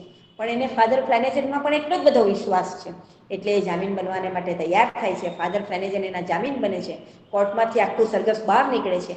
આગળ ફાધર ફ્લેનેજન ચાલે છે, અને પાછળ આ યુવાનો ચાલે છે. ચાલતા ચાલતા એ લોકો એક ખુલ્લા મેદાન આગળ આવે છે, અને ત્યાં એક પાળી છે, ઝાડ છે, અને પાળી છે, રેલિંગ છે, ત્યાં આગળ એ ઊભા રહે છે. તો કે અહીં કેમ ઊભા રહ્યા? તો કે તમારે અહીંયા રમવાનું છે. તો કે તમને ખબર છે? એક છોકરો કહે છે કે તમને ખબર છે કે અમારે તો રોજ કોર્ટની અંદર હાજરી પુરાવવાની છે? તો કે ના, તમારે કોર્ટમાં હાજરી નથી પુરાવવાની, તમારી હાજરી હું રોજ પૂરીશ. હવે આ બધા ઘરબાર વગરના, ઘર વિહોણા નથી કે જેને રિમાન્ડ હોમમાં કે કોઈ જગ્યાએ રાખવા પડે, અનાથ પણ નથી, મા બાપ પણ છે. એટલે એને કહે છે કે તમારે શું કરવાનું? તો કે તમારે રોજ અહીંયા બેઝબોલ રમવાનું. એટલે એ સાધનો ઉઘરાવી લાવે છે, અને આ છોકરાઓને બેઝબોલ રમવા કહે છે. અને પછી રોજ લેમ્પ પોસ્ટની નીચે, જ્યાં આગળ પેલા શ્રમિકનું ઘર છે, જ્યાં બહુ ઓછા માણસો છે, ત્યાં આગળ તો એને લઈ નહીં જવાય આ છોકરાઓને, ત્યાં રખાય પણ નહીં, અંદર પણ એને દાખલ નથી કરવા. એટલે એક લેમ્પ પોસ્ટ છે, એ લેમ્પ પોસ્ટની નીચે એ આ 7 યુવાનોને રોજ બોલાવે, રોજ એનું કાઉન્સેલિંગ કરે, સલાહ આપે, એમને સુધારે, અને સુધારવાના પ્રયત્ન કરે, અને આ લોકો સુધરી જાય છે. પછી આખી ટીમ બને છે. આજુબાજુના જે રમતમાં જેને રસ છે એવા માણસો પણ, એવા યુવાનો પણ એમાં જોડાય છે, અને આખી આ જે ટીમ છે, એ ટીમ બીજી જગ્યાએ રમવા જાય છે, અને જીતીને આવે છે. અને આની આખી એક ખ્યાતિ બધી જગ્યાએ પ્રસરે છે. હવે ફાધર ફ્લેનેજનને પોતાનું એક નામ થયું છે, પણ પૈસા તો એને મળતા નથી. આ શ્રમિકોને માટે પણ એને દાન ઉઘરાવવું પડે છે. અને એમ કરતાં કરતાં થોડો સમય જાય છે, અને લગભગ નવેમ્બર મહિનાનો 2017નો દિવસ છે, અને એક દિવસ કોર્ટમાં ન્યાયાધીશ એને બોલાવે છે, અને એને કહે છે કે 2 બાળકો એને રખડતા મળ્યા છે, જેને કોર્ટમાં પોલીસ લઈ આવી છે, અને 3 ગુનેગાર બાળકો છે. એ 5 બાળકોની કસ્ટડી આ ફાધર ફ્લેનેજનને સોંપવામાં આવે છે. નેક્સ્ટ. હવે આ 5 બાળકોને રાખવા ક્યાં?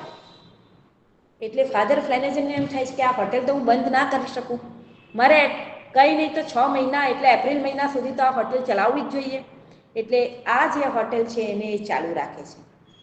પેલા જર્મી હાર્ટી, જે એના આર્ક બિશપ છે, એને એ વાત કરે છે, એની મંજૂરી લે છે. જર્મી હાર્ટી એને મંજૂરી આપે છે, અને એ એના પેલા મર્ચન્ટ મિત્રને મળે છે, ને મર્ચન્ટ મિત્રને કહે છે કે મારે હવે બાળકોને માટે એક ઘર શોધવું છે. ફરી ઓમાહાની શેરીઓમાં એ લોકો રખડે છે, અને જર્મન અમેરિકન હોમ નામની, જે વિશ્વયુદ્ધ વખતે બનેલી હતી, તે ત્યાં મળતા હતા. એ ઘર ખાલી પડ્યું છે. એ જગ્યાનું એ ફરીથી એના માલિકને શોધી નાખે છે. એક કેથરીન શિલ્ડ નામની એક સ્ત્રી છે, જે આ ઘર વેચવાનું અને લેવાનું કામ કરતી હોય છે, બ્રોકરનું, તેને એ લોકો મળે છે, અને 25 નેશન સ્ટ્રીટની અંદર આ જર્મન અમેરિકન હોમ જે છે તેનો કબજો લે છે. ફરીથી 1 અઠવાડિયાની મુહૂર્ત માગે છે. પૈસા ઉઘરાવે છે, ઓછીના લાવે છે અને ભાડું ચૂકવે છે. હવે અહીં આગળ આપણે જોઈ શકીએ છીએ કે જે પ્રથમ 5 બાળકો છે, નેક્સ્ટ એ પ્રથમ 5 બાળકો અહીં આગળ આપણને સ્લાઇડમાં દેખાય છે. હવે 12મી ડિસેમ્બર 1917, આજે 12મી ડિસેમ્બર 1920, આ સંસ્થા સ્થપાયાને આજે બરાબર 103 વર્ષ પૂરા થાય છે. એટલે આ દિવસ મેં ખાસ પસંદ કર્યો છે. 2000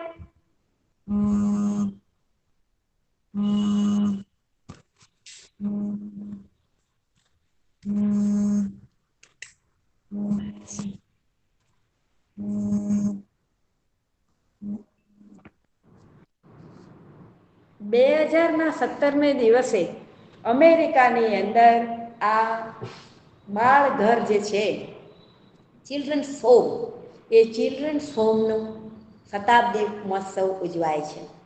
શતાબ્દી મહોત્સવ જ્યારે ઉજવાય છે ત્યારે આ જે 5 બાળકો છે, એ 5 બાળકોના સગાવાલાને શોધી નાખવામાં આવે છે અને એમાંથી એક કુટુંબ એવું નીકળે છે, બીજા તો એને ઓળખી નથી શકતા.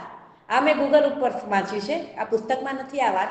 આમાંથી એક કુટુંબ એવું નીકળે છે કે આમાં જે વચ્ચેનો જે બાળક છે, જે જરા બધા કરતાં ઊંચો અને થોડો મોટો દેખાય છે, એ જે બાળક છે, એ બાળકના કુટુંબીઓ અમેરિકામાં સરકાર એ લોકોને શોધી નાખે છે. આ બધાનું બહુમાન થાય છે. આની ટિકિટ બહાર પડે છે ફ્લેનેજનની, ફાધર ફ્લેનેજનની બાળ ઘરની, અને આ મહોત્સવ ઉજવાય છે. અને આ રીતે આજના દિવસનું ઔચિત્ય જાળવવાને માટે મેં આજનો દિવસ પસંદ કરેલો હતો. આમ કરતાં કરતાં આ બાળઘર ધીમે ધીમે ખ્યાતિ પામે છે. હવે એવું બને છે કે અહીં પણ પાછો વિરોધ થાય છે. ધંધાદારી સમાજ સેવકો તો વિરોધ કરે જ છે, અને આજુબાજુના જે લોકો છે તે એમ કહે છે કે આ માણસ આવીને અમારા બાળકોને બગાડશે. આવા બાળકો જે ગુનેગાર હોય, અનાથ હોય, ઘરમાંથી ભાગી ગયેલા હોય, એવા બાળકો જો અમારા સંસર્ગમાં આવશે તો અમારા બાળકો બગડશે.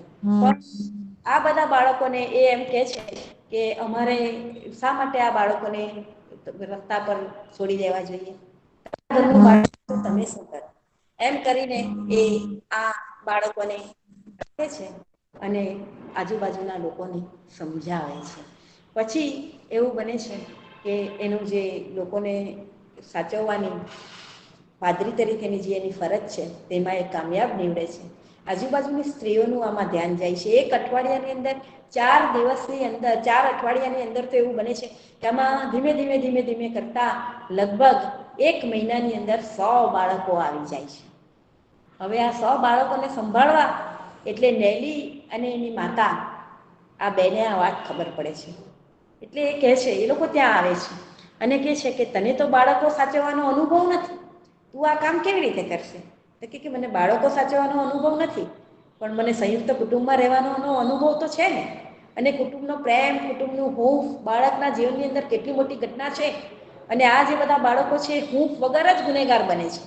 એને કુટુંબનો નથી મળતો, એટલા માટે જ એ લોકો ગુનેગાર બને છે, એવું આ ફ્લેનેજન માને છે. અને પછી એ નેલીને એ લોકોને, નેલીને અને એની માતાને એનામાં વિશ્વાસ પડે છે. આજુ પેલા જર્મી હાર્ટી જે છે, એ ચર્ચમાંથી 2 નર્સને, 2 સાધ્વીને અહીં આગળ મોકલે છે અને આની મદદમાં રહે છે. હવે બાળકોને તો એ રાખે છે, પણ કરવું શું? બાળકોને ખવડાવવાનું, રાખવાના, આમાં પણ પાછા તોફાની બાળકો છે. એક બાળક તો એવું છે કે એરિક એનું નામ છે, એ 15 વખત ભાગી ગયો અને એ છેલ્લી વખત જ્યારે ભાગ્યો પછી કોઈ દિવસે ભાગ્યો નથી. આ લોકો પણ મારામારી કરે છે, તોફાન કરે છે. ત્યારે ફાધર ફ્લેનેજન આ બધાને સમજાવે છે. તેમાં એક શું થાય છે કે એક બાળક ખૂબ રડે છે. એટલે ફાધર ફ્લેનેજન એને પૂછે કેમ રડે છે? તો કે મારા કાનમાં બહુ દુખે છે. તો કે હવે શું કરું? હોસ્પિટલમાં લઈ જાઉં, ડૉક્ટરને બોલાવું? તે પેલું બાળક કહે છે, આવા નાના નાના બનાવો ઘણા બધા બને છે. એ કહે છે કે હું જ્યારે મને કાનમાં દુખે ત્યારે મારી મા મને ખભા ઉપર લઈને ગીત ગાય, એટલે મારો કાનનો દુખાવો સારો થઈ જાય.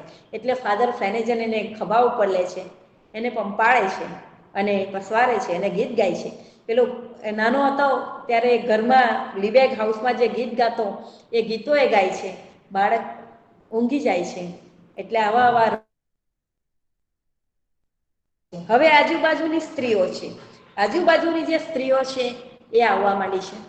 કોઈ ખાવાનું લાવે છે, કોઈ કપડાં ધોઈ આપે છે, કોઈ કપડાં સીવી આપે છે. થોડા વખતમાં થોડા સમયે નેલી અને એટલે એની બેન અને એની માતા આવે છે. માતા રસોઈ પણ કરે છે અને ખૂબ પ્રિય બને છે. ત્યારે ફાધર ફ્લેનેજન પૂછે છે કે તું આટલી બધી પ્રિય કેમ છે? તારી રસોઈને લીધે કે તારા દેખાવને લીધે? ત્યારે પેલી માં કહે છે કે બંનેને લીધે, મારી રસોઈને લીધે પણ અને મારા દેખાવને લીધે પણ. અને આમ દિવસો જતા હોય છે અને ધીમે ધીમે બાળકોની સંખ્યા વધતી જાય છે. તે વખતે એક આર્થર મુલે નામની એક સ્ત્રી છે અને આર્થર મુલે એણે એક ડોલ ટુકડી સ્થાપી છે. ડોલ ટુકડી એટલે એ ડોલ લે પાણી કપડાં ધોવાની બાલ્દી અને ઓમાહાની શેરીઓની અંદર રખડે, ભટકે. 5-6 સ્ત્રીઓની ટોળકી બનાવી છે અને બધાને કોઈ પૈસા નાખે, કોઈ ચેક નાખે અને ડોલની અંદર જે પૈસા ભેગા થાય એ પૈસા આ લોકો ફાધર ફ્લેનેજનના આશ્રમમાં આપે. હવે આવક કરવાને માટે, આવક ઊભી કરવાને માટે ફાધર ફ્લેનેજન આ બધા બાળકોને જાત જાતની વસ્તુઓ શીખવે છે અને એમાં એ એક મેગેઝિન બહાર પાડે છે, બોયઝ ટાઉન જર્નલ નેક્સ્ટ. આ બોયઝ ટાઉન જર્નલ જે છે એ ફાધર ફ્લેનેજન બહાર પાડે છે અને એમાં આના સમાચાર આવતા હોય છે અને એમાંથી પણ કંઈ ખાસ આવક નથી થતી. માંડ ખર્ચો નીકળી રહે છે અને દિવસો એમ પસાર થાય છે. લોકો દાન આપી જતા હોય છે અને દિવસો જાય છે. આ દરમિયાન એવું થાય છે કે ફાધર ફ્લેનેજનને આ જગ્યા નાની પડવા માંડે છે. એટલે હવે એને બીજી જગ્યા લેવી છે. એટલે ફેડરેશન ઓફ પોપ નામની એક સંસ્થા છે, તેની અને ગામ લોકોની મિટિંગ બોલાવે છે અને બધા નક્કી કરે છે કે $2 લાખ આને ઉઘરાવી આપવા. આ ઉમદા કામ જો થતું હોય તો આપણે આ કરવું જોઈએ. અને પછી એવું થાય છે કે ફાધર ફ્લેનેજનને આ લોકો બધા મદદ કરે છે. હવે એની પાસે પૈસા આવી ગયા છે. હવે એ 40 એકર જમીન લે છે. 40 એકર જમીનમાં એ ગાય લે છે. ખેતીવાડી એણે કરવી છે. એટલે આ બાળકોને શીખવવું છે અને એવું કરવું છે કે શાકભાજી ખેતરમાં જ ઉગે. ત્યાં એક ગણોત્યો પણ છે અને ખેતરના શાકભાજીથી જ આ લોકોના આશ્રમની અંદર ફળ ફ્રૂટ બધું થાય અને આ લોકો થોડો ખર્ચો નીકળી રહે. હવે જમીન બિનઉપજાઉ નીકળે છે અને કશું પાકતું નથી. ગાય લઈ આવે છે, ગાયને દોતા શીખવે છે અને સાબુ બનાવતા શીખવે છે. એટલે જુદા જુદા હુન્નરો શીખવે છે. આ બાળકોનું હવે શું કરવાનું? આમ તો રાખી નથી મૂકવાના. એટલે શહેરની શાળાની અંદર આ લોકોને ભણવા મોકલે છે. તો શહેરની શાળામાં જ્યાં ભણવા મોકલે છે ત્યાં ઘોડાગાડી રાખી છે અને ઘોડાગાડીની અંદર આ લોકોને મોકલે ત્યારે પેલા શાળાના બાળકો આ લોકોને મારે અને એમ કે આ તો ફાધર ફ્લેનેજનના ગુંડાઓ છે, એટલે માર ખાઈને આ બાળકો પાછા આવે. એટલે ફાધર ફ્લેનેજનને એમ થાય છે કે આ પણ બરાબર નથી. આને માટે પણ આપણે કંઈક કરવું જોઈએ અને પોતાની એક શાળા, એટલે જે જગ્યા છે એક જૂનું નિશાળ જ છે અને નિશાળમાં વર્ગો પણ છે, એટલે પોતાની એક શાળા ખોલવાનો વિચાર કરતો હોય છે.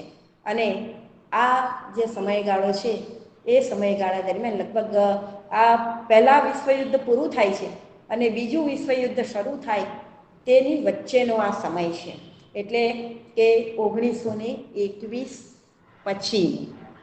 એટલે ત્યાર પછી એવું થાય છે વચ્ચેના 10 વર્ષ એમ આના વિકાસની અંદર જાય છે. ત્યારે એક માણસ એ આ નિશાળ બાંધવાનું છે, સ્કૂલ બાંધવાનું છે, તે કંઈક સામાન લઈને આવે છે. એ સામાન લઈને જ્યારે એ આવે છે ત્યારે પેલો રકઝક કરે છે કે અત્યારે પૈસા આપો. ત્યારે પેલા ફાધર ફ્લેનેજનની કંઈક ચર્ચા ચાલતી હોય છે ત્યારે એક નીગ્રો બાળક નીચે નિશાળના નીચે ડાન્સ કરતો હોય છે અને ગીત ગાતો હોય છે. તે વારંવાર પેલાની સાથે વાત કરતાં કરતાં ફાધર ફ્લેનેજનનું ધ્યાન પેલા નીગ્રો બાળક તરફ જયા કરતું હોય છે. એટલે એ એવું કહે છે કે પેલાને તો વિદાય કરે છે અને પછી એને વિચાર આવે છે કે yes, this is the thing, મારે આ જ કરવું જોઈએ. અને એ પોતાનું એક બેન્ડ બનાવે છે અને બેન્ડ બનાવે છે એટલે એમાં એવું કરે છે કે વાજિંત્રો લઈ આવે છે. આ છોકરાઓને કંઈ આવડતું તો છે નહીં, એટલે જોર જોરમાં રાગડા તાણે છે, વાજિંત્રો વગાડે છે. ફાધર ફ્લેનેજનના કાન ફાટી જાય એટલો બધો અવાજ એ લોકો કરે છે. અને તે દરમિયાન એક પેટ્રિક નોર્ટન નામનો આ ફાધરનો ભત્રીજો છે. એ પોતાના વિશ્વાસુ માણસ તરીકે અને પોતાના મદદનીશ તરીકે એ પેટ્રિક નોર્ટનને પોતાને ત્યાં બોલાવી લે છે. બાકીના 2-4 માણસોની એ નિમણૂક પણ કરે છે. અને આ બધા બાળકોને, આમાંથી 40 જેટલા બાળકોને, થોડા બાળકોને પસંદ કરે છે અને આ બાળકો ગીતો ગાય છે. હવે ખાસ નોંધવાની જે વાત છે અહીંયા આગળ તે એ છે કે આ જે બાળકો છે એ બાળકો ગાવા જાય છે, જ્યાં કાર્યક્રમમાં જાય છે ત્યાં આગળ આજુબાજુ બોર્ડ મારેલા છે, બેનર લગાવ્યા છે, ફાધર ફ્લેનેજનના બાળકો, અને બધી ટિકિટ વેચાઈ જાય છે અને એ લોકોની ખૂબ પ્રશંસા થાય છે. અને આ જે અનુવાદક છે એ અનુવાદકે જે શબ્દ વાપર્યો છે એ શબ્દ છે ખટારો. સામાન્ય રીતે હવે ટ્રકને ખટારો કહેવાનું આપણે બધા જ ભૂલી ગયા છીએ, ત્યારે બને ત્યાં સુધી ભાષાને ને અનુવાદને ને શબ્દોને વળગી રહેવાનો એણે પ્રયત્ન કર્યો છે. એવી પણ આ થોડી નોંધ મેં આ પુસ્તક વાંચતા કરી છે, એટલે મને લાગ્યું કે આ મારે અહીં કહેવું જોઈએ, એટલે હું આ કહું છું. એટલે આ બન્યું અને પછી ટિકિટો વેચાઈ જાય છે, આ બધું થાય છે અને એનું બેન્ડ ચાલે છે, પણ પ્રશંસા મળે છે, થોડા પૈસા પણ મળે છે. અને તે દરમિયાન હવે પોતાના શહેરની આજુબાજુથી બીજા શહેરમાં જવાનું છે, એટલે બીજા શહેરની અંદર આ પેટ્રિક હવે પૈસા મળ્યા છે એટલે ગાડી ખરીદી છે પોતાની, અને પોતાની ગાડીની અંદર પોતાની જ રસોઈ બનાવી લે, પોતે જ બધું કરે, એટલે પૈસા થોડા બચે. આ બાળકોને લઈને પેટ્રિક નોર્ટન એક વખત બીજા શહેરની અંદર જાય છે. હવે ત્યાં ધંધાદારી માણસને આણે ટિકિટ વેચવા માટે સોંપ્યું છે, અને ધંધાદારી માણસોને જ્યારે ટિકિટ વેચવાનું કહે છે ત્યારે ત્યાં જે બીજા બધા જે બેન્ડવાળા છે તે આનો વિરોધ કરે છે. એક પણ ટિકિટ વેચાતી નથી, પેલો માણસ ટિકિટ લઈને ભાગી જાય છે, આ લોકોને જણાવતો પણ નથી, અને ત્યાં એનું સ્વાગત થતું નથી, કોઈક એને ઓળખતું નથી ને બહુ તકલીફ પડે છે. એટલે આ ફાધર ફ્લેનેજનને પેલો પેટ્રિક નોર્ટન ફોન કરે છે, અને ફોન કરે છે એટલે ફાધર કહે છે કે હું અત્યારે જાઉં છું, તમે અહીંયાથી ત્યાં જે જેલ છે ત્યાં જેલ આગળ જાઓ અને મને ત્યાં મળો.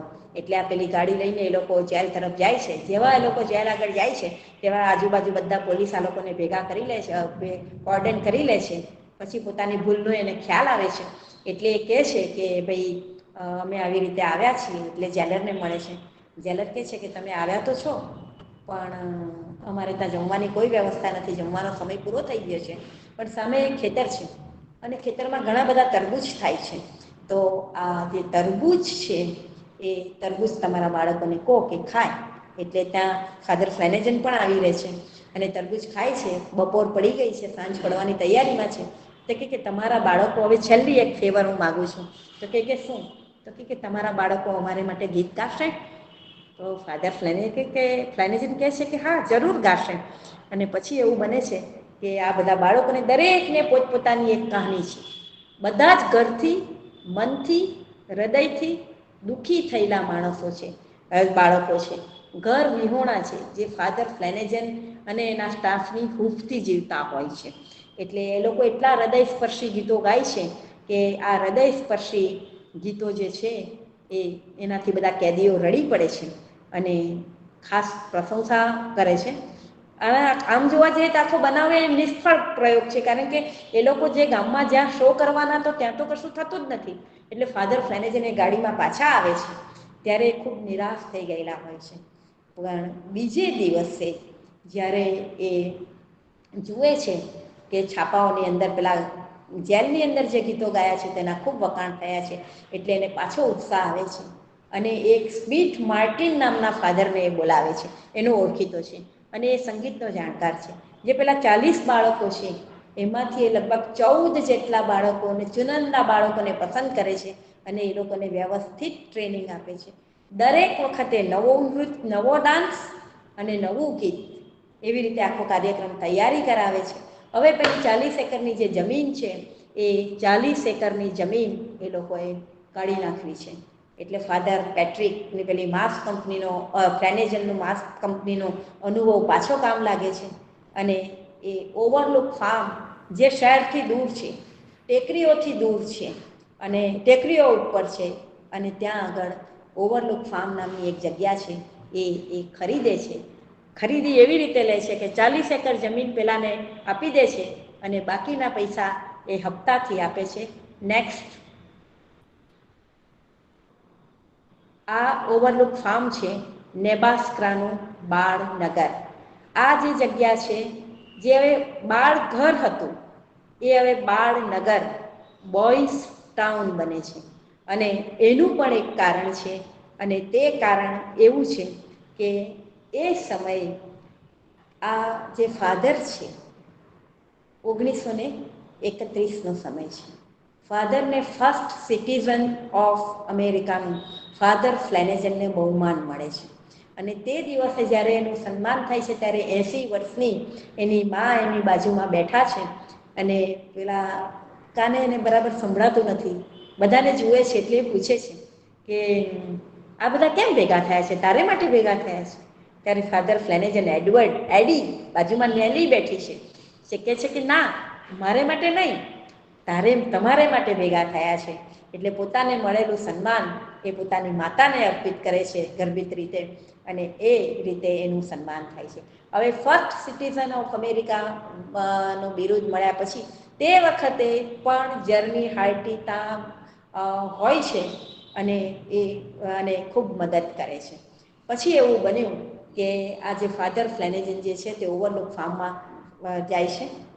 ત્યાંનું જે કાઉન્સેલર છે, એ કાઉન્સેલર આ બાળ ઘરને, બાળનગરનું, બોયઝ ટાઉનનું બિરુદ આપે છે, રજિસ્ટ્રેશન આપે છે. એટલે એની એક પોસ્ટ ઓફિસ બને છે.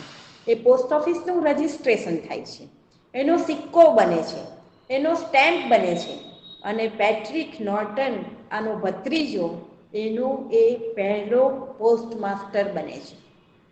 હવે આ તો નાનું ટાઉન બન્યું છે, કાઉન્ટી જેવું, એટલે હવે એનું ચૂંટણી થવાની છે. તો હેલ્પ બોયઝ ટાઉન અને બિલ્ડ બોયઝ ટાઉન, એવી બે પાર્ટી સિનિયર વિદ્યાર્થીઓની બનાવે છે. એમાં ચૂંટણી થાય છે, એમાં એક મેયર બને છે, એમાં એક કોર્પોરેશન બને છે, અને એમાં એક કાઉન્સેલર બને છે, અને આમ દિવસો પસાર થાય છે.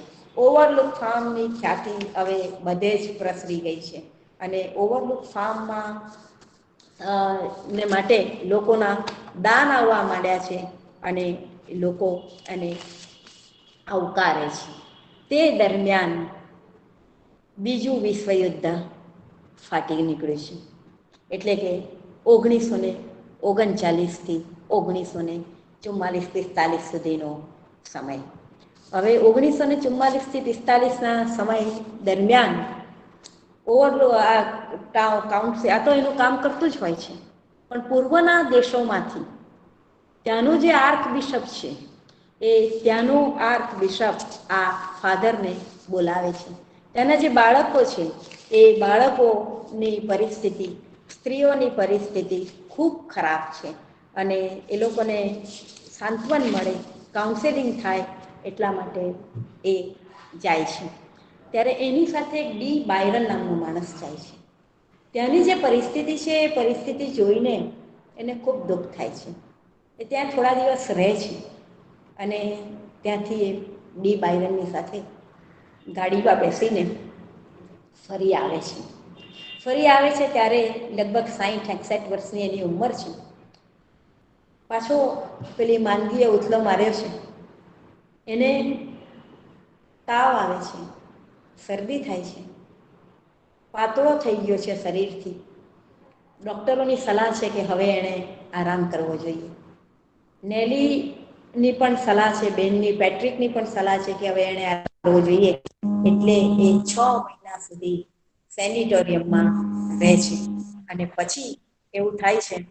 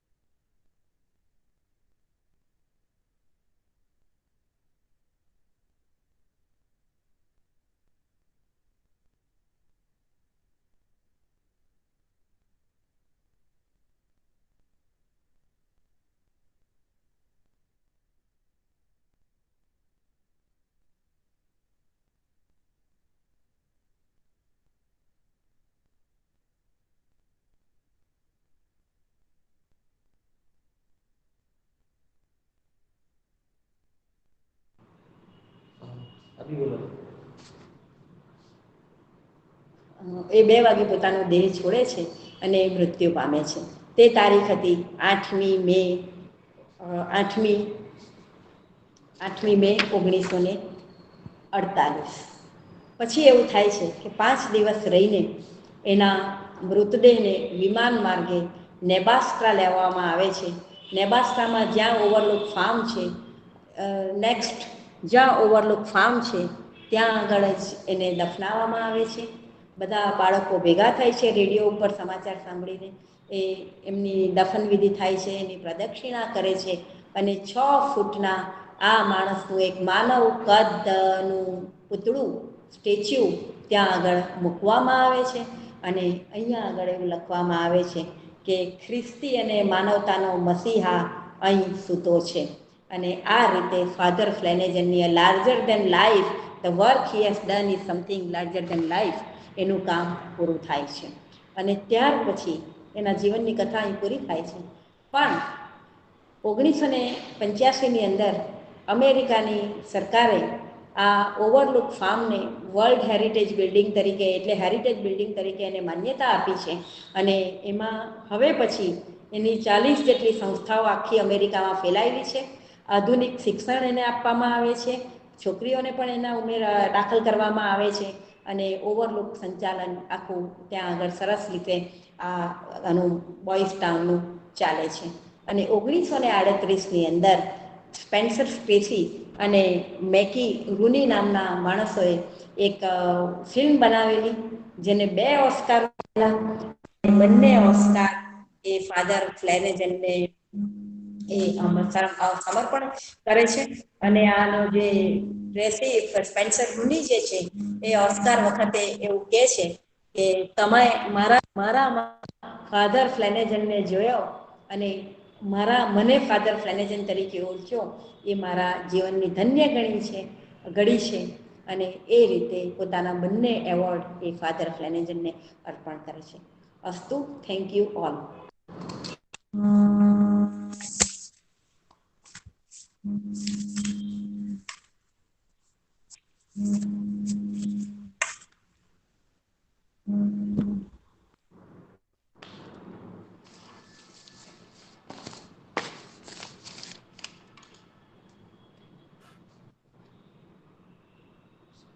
સ્વાતિબેન? યસ, બોલો.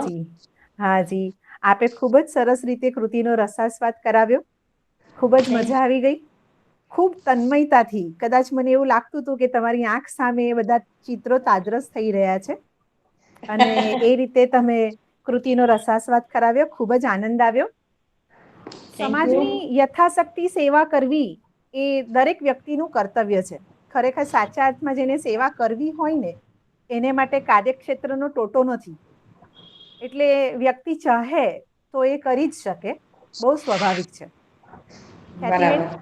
આપ જીવન ભારતી સંસ્થાના મણકાને આગળ ધપાવવા સહભાગી થયા. જીવન ભારતી પરિવાર, જીવન ભારતી મંડળ બધા જ આપના આભારી છીએ. ખૂબ સરસ, ખૂબ મજા આવી આપની સાથે.